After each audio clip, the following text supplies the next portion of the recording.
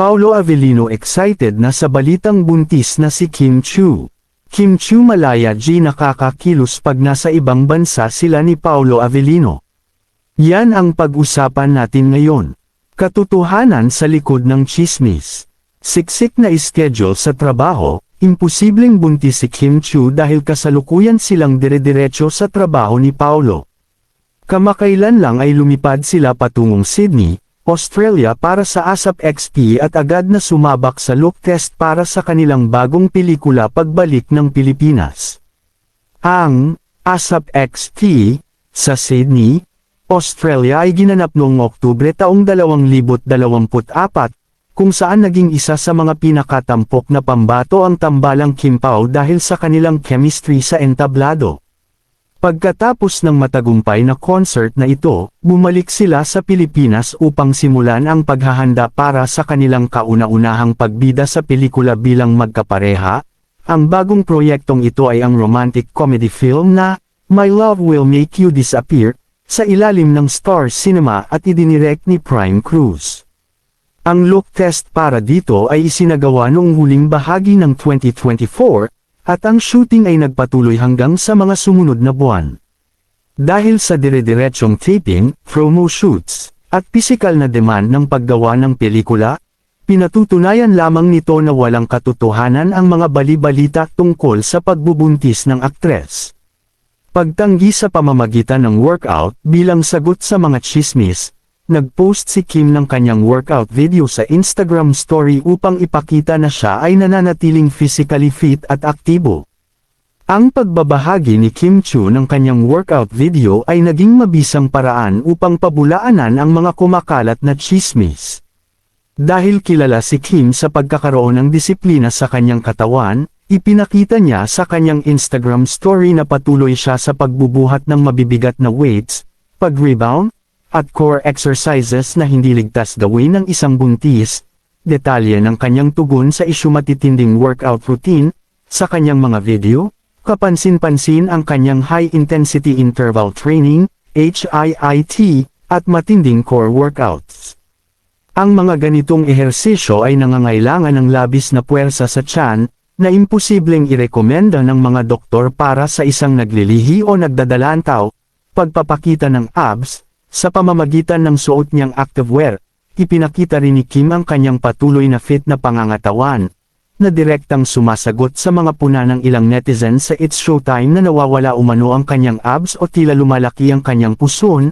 Positibong pananaw, sa halip na maglabas ng galit o formal na pahayag sa media, pinili ni Kim na idaan sa pagiging produktibo ang kanyang sagot upang ipakita na wala siyang itinatago at abala lamang siya sa pagpapanatili ng kanyang kalusugan. Egg freezing, ipinagtanggol din si Kim ng kanyang mga tagahanga sa pagpapaalala na sumailalim ang aktres sa egg freezing process. Ang mga hormone injections na kaakibat nito ay natural na nagiging sanhi ng pansamantalang pagka-bloated o paglaki ng puson, na madalas mapagkamalang maagang yugto ng pagbubuntis. Ang proseso ng egg freezing ay isa sa pinakamalakas na argumentong ginamit ng mga tagahanga upang ipaliwanag ang pansamantalang pagbabago sa katawan ni Kim Chiu. Ayon sa kumpirmasyon ng kanyang matalik na kaibigang si Bella Padilla sa isang panayam, sumailalim nga si Kim sa oocyte cryopreservation o egg freezing. Ang medikal na katotohanan sa likod ng prosesong ito ang nagpabulaan sa mga maling hinala ng netizens. Ang epekto ng egg freezing sa katawan ovarian stimulation at injections. Sa unang bahagi ng proseso, ang isang babae ay sumasailalim sa ovarian stimulation kung saan nagtuturok ng mga hormonal medication sa loob ng ilang linggo. Layunin nito na palakihin at pasabayin ang pag-mature ng maraming egg cells sa loob ng mga ovaryo.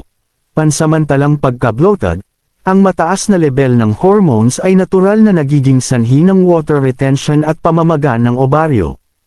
Ito ang dahilan kung bakit nagiging bloated ang puso ng isang babae, na madalas mapagkamala ng publiko bilang maagang yugto ng pagbubuntis o baby bump. Normal na pagbalik ng katawan, ang epektong ito ay pansamantala lamang. Karaniwang bumabalik sa normal ang hugis ng tiyan at katawan pagkatapos ng egg retrieval procedure at sa pagdating ng susunod na regla, suporta mula sa mga tagahanga at publiko edukasyon sa reproductive health, pinuri ng maraming netizens ang mga fans ni Kim dahil sa pagbabahagi ng tamang impormasyon. Imbes na maniwala sa tsismis, ginamit ito ng publiko upang magkaroon ng kamalayan ukol sa makabagong paraan ng family planning para sa mga kababaihan, simbolo ng empowerment. Ang hakbang na ito ni Kim ay tinapik ng marami bilang isang matalinong desisyon ng isang modernong babae. Nagbibigay ito sa kanya ng kalayaan na unahin ang kanyang karera kasama si Paolo Avellino habang sinisiguro ang kanyang pagkakataong maging ina sa hinaharap. Ang pagbiyahe ng Kim Pao sa ibang bansa. Tungkol naman sa mas malayang pagkilos ni na Kim at Paolo kapag nasa ibang bansa. Totoo na mas nakakapag-relax ang dalawa sa tuwing sila ay nasa labas ng Pilipinas. Mas malaya mula sa atensyon sa mga bansa tulad ng France, Dubai, at Canada kung saan idinaos ang kanilang Love, Kim Pao World Tour. Mas malaya silang nakakapag-ikot, nakakapag-jogging sa umaga, at nakakapasyal ng hindi pinagkakaguluhan ng napakaraming fans o media kumpara sa Maynila. Ang kawalan ng matinding atensyon mula sa media at fans sa ibang bansa ay nagbibigay kina Kim at Paolo ng pagkakataon na mamuhay ng normal at mag-enjoy ng magkasama. Sa Pilipinas, ang bawat galaw ng Kim Pao ay sinusubaybayan ng publiko, ngunit sa kanilang pagbiyahe sa labas ng bansa, mas nagagawa nila ang mga simpleng bagay na mahirap nilang magawa sa Maynila, mga simpleng bagay na nagagawa nila sa ibang bansa, morning jogs at sightseeing. Sa mga naging stop ng kanilang world tour, madalas silang makitang magkasama na nag-eehersisyo sa umaga, naglalakad sa mga pampublikong parke, at bumibisita sa mga sikat na atraksyon ng walang nakapaligid na bodyguards o kumpol ng mga tao. Mas bukas na pagpapakita ng sweetness, dahil mas relaxed ang kapaligiran, mas nagiging comfortable silang magbahagi ng kanilang mga kulitan sa social media. Isang halimbawa nito ay nang ipost ni Paolo ang isang video ni Kim habang masayang sumasayaw sa ilalim ng nyebe, na labis na ikinato ng kanilang mga tagahanga, tunay na bakasyon, bagamat pumunta sila doon para sa kanilang international shows. Ang mga biyaheng ito ay nagsisilbi ring mabilis na pahinga mula sa kanilang siksik na taping schedules sa Pilipinas, balanse sa pagitan ng fans at privacy intimate fan meets, kahit malaya silang nakakaikot, hindi pa rin nila nakakalimutang maglaan ng oras para sa kanilang mga international fans. Ang kanilang mga show ay nagiging mas personal at intimate kumpara sa mga malalaking concert sa Manila, respeto mula sa mga nakakakilala. Kung mayroon mang makakilala sa kanila na mga overseas Filipino workers, OFWs, mas nagiging mahiyain lumapit ang mga ito o mas nirerespeto ang kanilang pribadong oras, kaya naman mas malaya pa rin silang nakakakilos.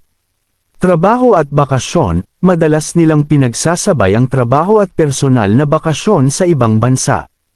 Dahil dito, mas nagiging bukas sila sa pagpapakita ng kanilang matamis na samahan, tulad ng pag-post ni Paolo ng video ni Kim habang masayang sumasayaw sa gitna ng nyebe. Ang pag-post ni Paolo ng video ni Kim habang masayang sumasayaw sa gitna ng nyebe ay naging isa sa pinakatampok na patunay kung paano nila pinagsasabay ang work and play sa ibang bansa. Ang naturang video ay kuha sa kanilang naging biyahe sa Switzerland at France, kung saan hiningan din sila ng paliwanag ng media pagbalik nila sa Pilipinas. Ang kwento sa likod ng snow video natural at walang filter, ayon kay Paolo sa kanilang naging panayam sa It's Showtime, hindi binalak o pinag-isipan ang pag-post ng video.